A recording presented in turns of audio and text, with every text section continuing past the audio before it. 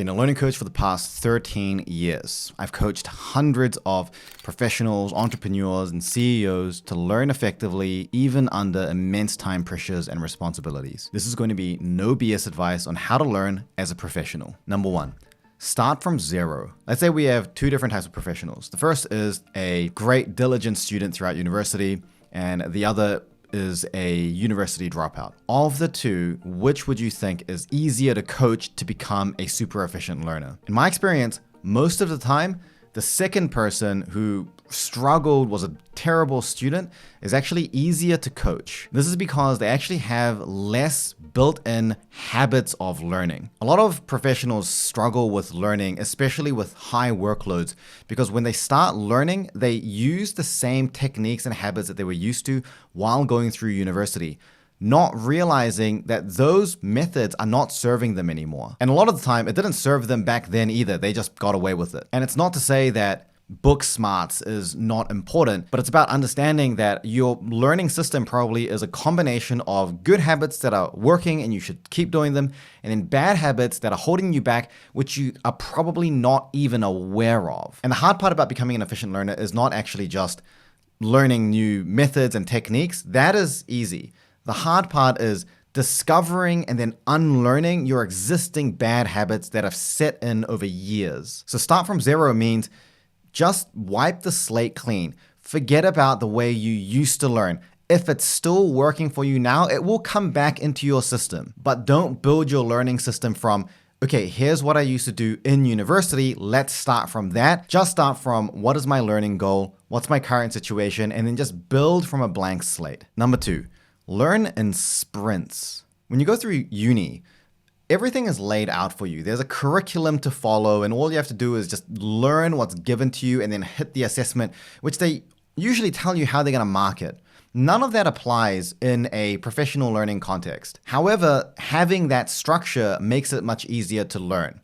So one of the things that I recommend any professional to do is to actually set very clear, explicit learning goals, almost like lecture objectives for yourself. What do I need to know? How well do I need to know it? And in what time frame do I need to achieve this expertise by? Once you've set your learning goals, learn aggressively. This is the sprint part. Consume as much as you can about this topic until you feel like you're starting to lose track of it. It's a little overwhelming. And that may actually only take like a few hours of learning about it, and then apply what you've learned immediately. So the sprint is setting a learning goal, consuming about this aggressively, and then applying it, usually for a more extended period of time.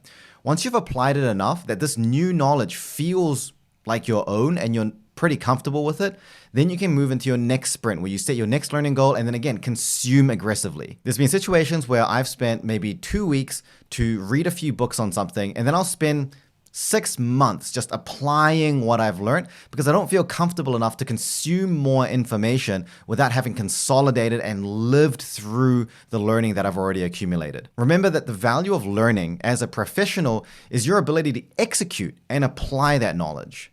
It doesn't matter how much you've consumed and how much you know. If you can't actually use that, and if you don't have the wisdom to use that in the right way, it's ultimately meaningless. Number three, lead, don't follow. I go around the world doing workshops for various different industries. And when I work with new graduates, one of the most common things that I see is that the new graduates that really excel, whose managers see a lot of potential in them, that they're being picked to be the rising stars, they do something different to the typical graduate. And it's very rare. What they do is they put themselves in the mindset of becoming the expert. And this is actually really important when it comes to learning, because the way your brain will store and organize new information that you learn is heavily influenced by the context and the purpose with which you're learning it. So if you're learning just trying to hit your current requirements and your current level, then yes, you will be able to reach that current level, but 90% of the value of that learning is going to end there. But you can bet that that same piece of information, if you were to ask an expert about it, they would know even deeper and more nuance. It may not be new information that you haven't learned, but it's a way of seeing that information that the beginner normally can't see. And so if you're setting your sights on trying to develop that higher level of expertise, being the expert, not just following along everyone else, but becoming the leader within your level, then not only will you hit your current requirements, but because you are thinking like an expert, the way that that knowledge is consolidated into your brain is going to be closer to that of an expert. So it's actually going to carry you to the next level and beyond. And trust me, when you are tackling a new topic or a new client or a new project and you have learned about it, and the way you contribute and the questions you ask and the way you think about it is way beyond your current level, people will notice. Number 4, write less. You are not a human photocopier, and words on paper don't mean anything. Back when you're a student, some of you may have taken a lot of pride in writing lots of really nice, pretty comprehensive notes. But what you'll probably quickly realize in a professional learning environment is that writing a lot of notes takes a lot of time and doesn't really provide much benefit. Learning is not about writing notes. Writing notes is a tool to help you think so that you can do the learning. The learning happens in the brain. And if you're learning in the right way, you're constantly comparing and contrasting the new things that you've learned with other new things you've learned or with existing knowledge you have. You're constantly trying to make analogies. You're constantly trying to simplify what you're learning. That is a constant active process that should be going on in your brain. And it's hard to keep track of all of these thoughts if you just do it mentally. That's why you use note-taking. It is a cognitive offload mechanism. And so when you look at your notes, it should be like a visual representation of your thought process. And any adjustment you make to your note-taking method that gets you closer to this one-to-one match with your thought process and how your brain is trying to organize that information, the more effective your learning is going to be, and therefore naturally you'll feel that you need to write less notes. And this logic also directly applies for the next tip, which is don't memorize. Learning through memorization is a losing game. There's no way to win this. The more you try to memorize and learn through repetition, the less efficient your learning is going to be overall. There is going to be some information that you do need to memorize. You can't avoid it, especially if you are in a lot of scientific disciplines or really technically heavy disciplines. So when I was a doctor, yes, there was lots of things that I had to memorize. But what you need to understand is that memorization is a method of learning when all other methods of learning are not applicable. It is the process of your brain receiving information that it doesn't connect with, doesn't see the relevance of, doesn't know why it's important, doesn't know why it needs to keep it, and therefore tries to remove it and prune it from your memory because that's what it's meant to do. And then you taking it and then ramming it back into your brain to say, no, I need you to hold on to this. And with enough repetition, it does actually work. You can deepen this neural groove so that that information just stays there stickier. But this requires repetition and is very time consuming if you're trying to do this at scale. In the first instance of learning new information, your primary objective should be, how can I learn this in such a way that I don't need to memorize it? How do I make it simpler, inherently more intuitive, more relevant? How can I find a way to apply it and consolidate it straight away? And the biggest barrier I see when coaching people is that they are so used to learning through memorization that they're not even aware that they're trying to memorize it. Whenever you hear something or you're reading something and you go into this loop of thinking, I'm going to forget this, so let me repeat that again and again to try to consolidate it into my memory. That behavior, that thought process is you trying to memorize. So start building a radar, an awareness of when you enter into that habit, and then use that as an opportunity to say, okay, instead of just repeating it again and again, maybe I just pause for a moment and just think about how I can connect it to something or simplify it so that it's easier to remember. Now, one thing I need to mention is that even though I'm packaging this information as a bunch of tips, learning to learn is a messy process. Some people watch my videos and they assume that because they watched it, they will magically get better at learning. But if you are serious about getting better, you cannot avoid putting in the time and effort to try things, make mistakes, and learn from them. Personally, it took me over 7 years of constant trial and error and reading thousands of research articles. And those years of experience are what have allowed me to make YouTube videos like this today. But if you're a busy professional trying to become hyper efficient at learning, you probably don't have a spare 7 years. This is why I created the I Can Study program. On YouTube, I try my best to give you content and valuable information. But there is a lot to go through. And if you want to improve quickly, you need to be focused on what to do next rather than what video should I watch next. On the I Can Study program, I'm able to distill my years of experience into the ideal order and structure. I can give you tasks and check your understanding and give you feedback. I can go into examples and walkthroughs for your specific goals. So while I will keep posting videos for free on YouTube, if you are interested in a faster, more guided, less confusing path to improvement, you may be interested in checking out my program at icanstudy.com. If you'd like to explore it, I'll leave a link to it in the description below. And we'll move on to the next tip, which is actually one of the first lessons in the program as well, which is to prep everything. Think about your brain's ability to learn like a physical muscle. If I give you like a potato to carry, that's not going to be very difficult. But if I'm constantly throwing potatoes at you, and now you've got this sack of potatoes and you're constantly trying to catch more and then hold this huge, heavy sack of potatoes, you're going to get very tired. And the exact same thing happens with our learning, except instead of muscular fatigue, we're going to enter into cognitive fatigue or cognitive overload. And so the trick to learning efficiently is to balance our cognitive resources. That's basically how much mental energy and strength that we have. And so if you imagine that you are in some workshop or a seminar, and you're listening to someone give you this large volume of very dense information that you have never been exposed to before, your brain is trying to process that, understand it, organize it in your brain while simultaneously receiving the next piece of information. And it's trying to juggle so many things at the same time. And if that's the situation you're in, it's pretty much impossible to make your learning more efficient, except using some very cognitively advanced techniques. So when I say prep everything, what I mean is to take that big block of learning and to start chipping away and working at it in advance. And you can spend just 5 to 10 minutes just generally familiarizing yourself with what the main ideas are going to be about what you're learning, what some of the more complicated ideas might be, and just generally how it's all connected and why you need to know this, why it is important for you, and how it's going to be relevant for you. And it doesn't take very long to get a general familiarity and a sense of purpose with what you're about to learn. And that means that when you learn that information, your brain isn't trying to process and understand it and then desperately try to figure out where it fits all at the same time.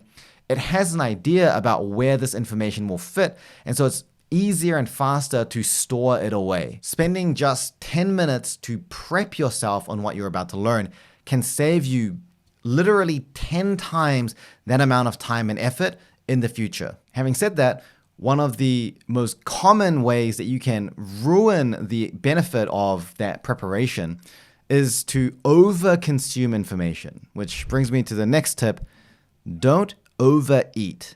Learning is essentially this constant battle of consuming and digesting. You're consuming new information and your brain is digesting it, figuring out how to organize and store this into your memory. The figuring out and storing part of this process takes a lot of effort, and there's a limit to how fast you can do this. This is the bottleneck.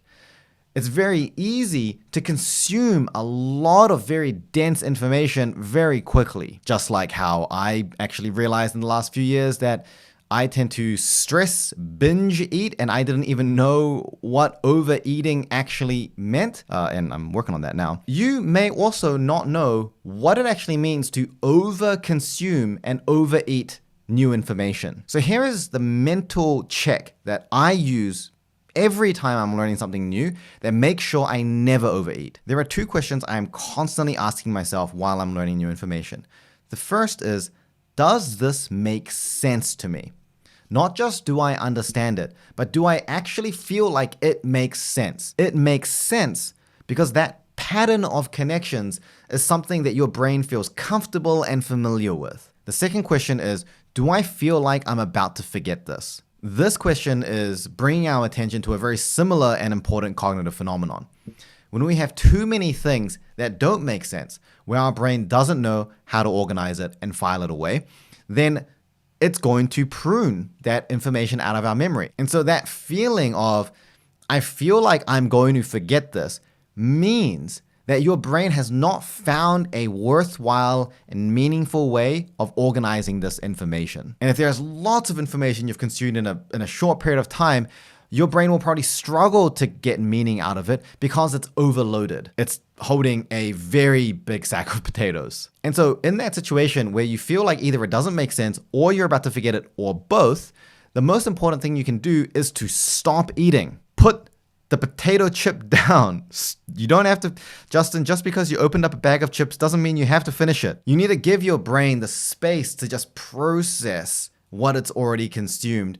This is where note-taking in a way that reflects your thinking process can really help. You write down what you're thinking, you track your thoughts, and you use that note-taking to help you to organize, group, and simplify this information. Now, how long it takes, how long you need to pause for this to be consolidated, this can be minutes, seconds, or even hours or days, depending on your skill level and the amount of practice you have, as well as the complexity of the information and how much knowledge you already have about the subject. But I can guarantee that if you keep overeating and it doesn't make sense and you feel like you're going to forget it, then the only thing you'll be able to do when you overeat is vomit it back up.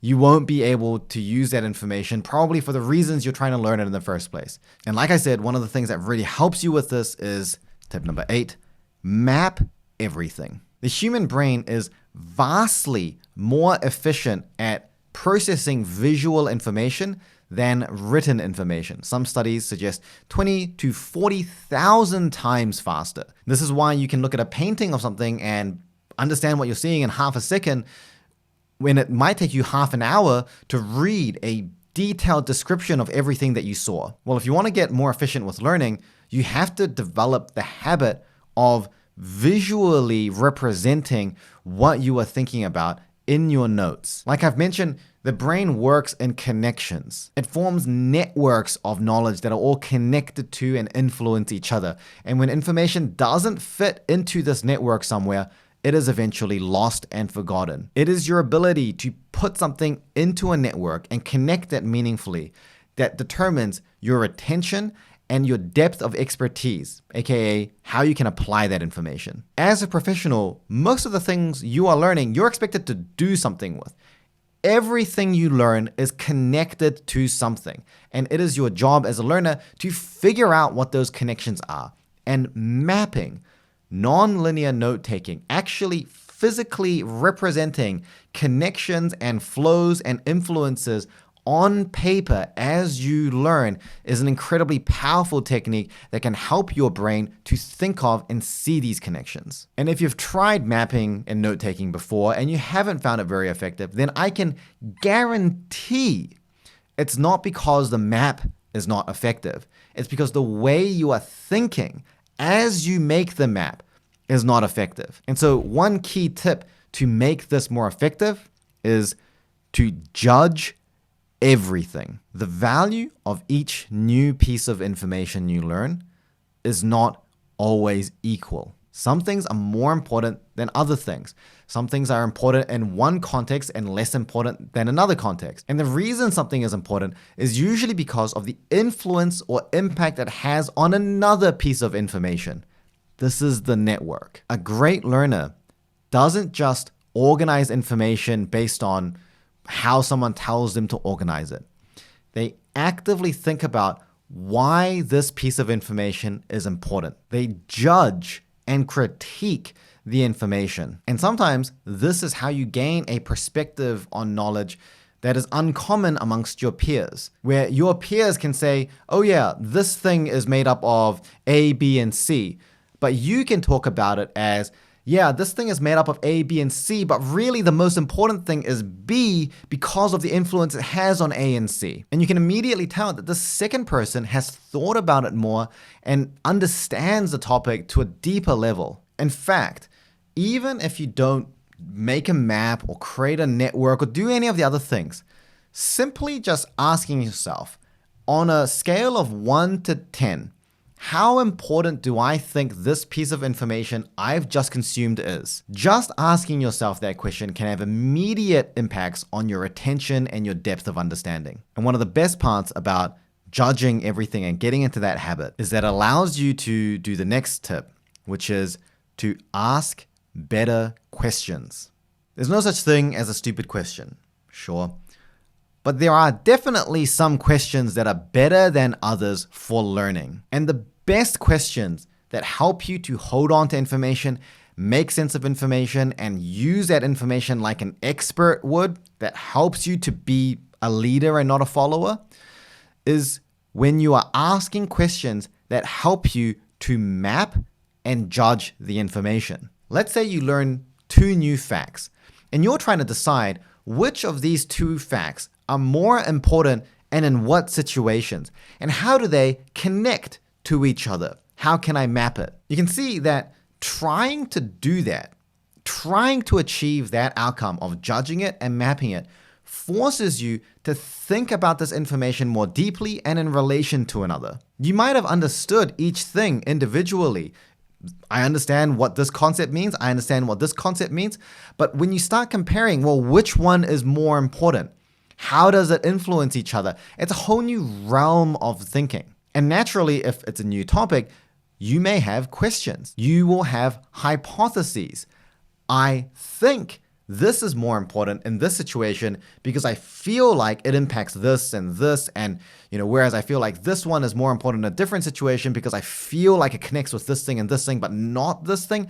You can see these are hypotheses. And to clarify those, we ask questions. And depending on your situation, where you ask that question might depend. Maybe you leave it on a separate notepad and you go over it later in your own time in the evening. Maybe you do a Google search. Maybe you ask a supervisor or a manager or a senior. And not only does asking and then answering these questions help with your learning and help you reach that expert level, if you are in a situation where questions are welcomed and encouraged, then your supervisor or your manager or even your client is going to be impressed at how deeply you're trying to think about this topic and the types of questions that you're asking. If I'm working with someone and I know it's complicated and it's new to them, and they don't have any questions for me, almost always that's a red flag. It means that they're not even thinking about it at the level that they need to have these questions pop up into their heads. And if I know there's a certain standard that they need to hit, and they're also not even thinking at that standard, then there's almost no chance they're going to hit it. On the flip side, if someone is asking me questions that shows that they're thinking at this level, then 9 out of 10 times, I know that the outcome, the quality of the work that they produce is going to be excellent. By the way, if you're liking this and you want me to go even deeper and explore some of the nuances and variations of these techniques that took me over a decade to figure out, then I want to mention that I also have a free weekly newsletter where I cover that. You can find a link to that in the description below. Now, on to the next tip. Number 11, tactically hit the books. When you go from high school to university, there's a big shift in that you take a lot more independence and responsibility. You decide how to study, when to study, or whether to study at all. When you go from uni to the workforce, there's another transition in that you now decide what to study in the first place. And so when you think about studying and having dedicated study sessions, think about studying as your 4th optimal solution to a knowledge problem. So if you need to know something for work or for an exam, the first option, like the most ideal solution to that problem, the knowledge gap that you have, is that you just know it and you can just remember it. There was a gap, you thought about it a little bit more, and it's like, oh yeah, Now you filled it. The second option is that you just quickly look it up. A quick Google search, looking through notes, looking at a reference piece of information, and the knowledge is there. The third option is that you can't find the information quickly, so you have to do a deeper search. It takes you a little bit longer to find the answer. You're crawling through, reading like dozens of different Google results. You're reading through articles, trying to figure this out. And the fourth option is when you have to do that deeper finding. It's time consuming. You have to trawl through things. However, it's not enough just to have found an answer. It's when you not only have to have an answer, but you also need to know how to think about the answer and how to think about the problem and all the other things that are related to it. You actually have to have expertise on the topic. And in order to achieve that, you need to do studying. And the reason this tip is called tactically hit the books is because a very common thing that I see is that people will have this general knowledge gap within their discipline. And so they'll find like a book or a course that fills it, and then they'll just go through it. And it is a very passive and inefficient and undirected way of trying to fill that knowledge gap. Some of the information isn't even relevant to what you need, and then you have to sift through what is and isn't relevant. It's often very time consuming and feels very boring and tedious, like, going back to school. And then because it's not a targeted way of filling your knowledge gap, it's not providing you value for your daily work straight away. You have to spend 3 weeks finishing this course before you then turn around and think, okay, did this help solve my problem? But if instead you think about the process of studying as almost like this fourth option, like this really slow Google search, then it means you are much more deliberate about what you are trying to learn and why you're trying to learn it. What information do you need to solve your knowledge gap? And how do you need to think about it for this to be valuable? And if you start here in a more targeted way, then it's easier to make this knowledge relevant. It's easier to make it make sense. It's more memorable naturally. It provides you value straight away. And even if you do go on and then study all the other little details that may be less relevant, it's easier to learn and integrate that stuff later because you're building on this solid foundation of relevant material that makes sense to you. And one thing that you should do to try to make the knowledge that you gain from hitting the books more relevant more quickly is to delete the latent learning period. If you're studying in uni, you might spend 6 weeks studying something and then have an exam. And then in that exam, you see how well you did. Well, this is actually a very risky studying strategy because it means that if you've got gaps in your knowledge and you weren't hitting the level, you don't figure that out until the exam. So a good student should be testing themselves very regularly. So their exam result is not a surprise to them. Well, this is even more true if you're learning as a professional. Forget 6 weeks. If you spend 6 days learning about something, preparing some solution, some strategy, solving a certain problem at work, but the way that you've approached it and what you've learned has not been accurate, hasn't been correct, then you've just wasted that entire week and that time and probably someone else's time and money. And so that period from when you start learning something through to the point at which you start getting feedback on the validity of what you have learned, that's called the latent learning period. And as a professional, we want to bring that as close to zero as possible. For a new and especially complicated topic, it can be very difficult to know what even is the correct or right way of thinking about it. And so we want to test the validity of how we're thinking and structuring this information very frequently. Go from learning about it, making sense of it, connecting it together, and then proposing, okay, this is how I think I should apply it. And try to do that immediately. And then have that approach or strategy checked by someone early and frequently. If there are major errors in the way that you're thinking about something or learning something, you want those to be signposted to you as early as possible so you don't have to then restructure your entire schema of learning. But in reality, when I do these workshops and I talk to these professionals that I'm coaching, they'll spend weeks learning about something, and only weeks or months later, when they actually apply it in a real world setting at work, do they realize that the way they learned it isn't actually helpful for their needs. And by having this weeks or months long latent learning period, we've just wasted all of that time. And speaking of wasting time, One of the most important things that you can do to save time when learning is to actually learn more slowly.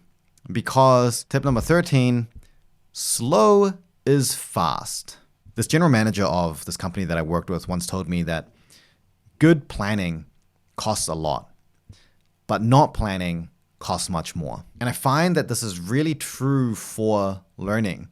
When we don't have a lot of time and there's so much to learn, it's really easy to want to learn faster and just cover more content and overeat and just do whatever we can to get on top of this knowledge gap. So you end up reading a lot of books and attending courses and workshops and listening to a bunch of different podcasts and audiobooks, and all you have is just more things that you're forgetting.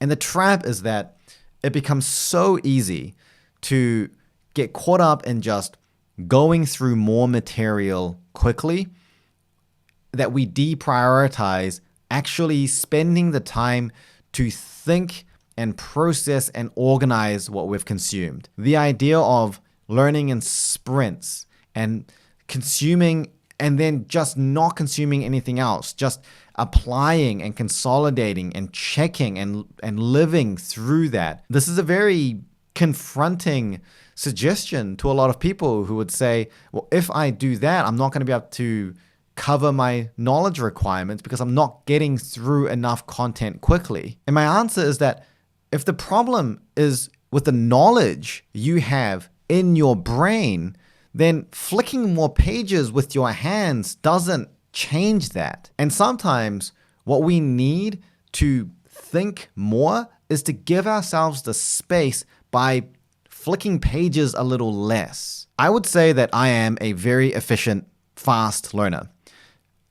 You would hope so, because it's my literal job. But when you watch me study, I'm not blazing fast. My pen isn't catching fire. I'm not breaking through my keyboard every study session because I'm just like studying so fast. Most of the time when I'm learning something, I'm doing a lot of just looking, thinking, pondering, maybe a Google search. Mentally, there's a lot going on and it's very quick. What I'm focused on is fixing the biggest bottleneck, which is my ability to process and organize the information. I'm acknowledging that it doesn't matter how fast I consume. The consuming information part is never the bottleneck. I can always do that faster or slower. The thing that affects my speed of learning is how much time and effort I devote into the thinking and processing part. And sometimes that can make it feel like you're learning very slowly if you're used to measuring your speed of learning by how quickly you're covering content. But if you are learning correctly, thinking in the right ways, it should take more effort and it should take a little longer. And that's what saves you time in the future. Going slow and doing it properly is what makes your learning fast. And the final tip I have for you is to bring everything to the table. One of my employees is also one of my former students. They joined my program. They learned the skills. They did very well academically. We hired him.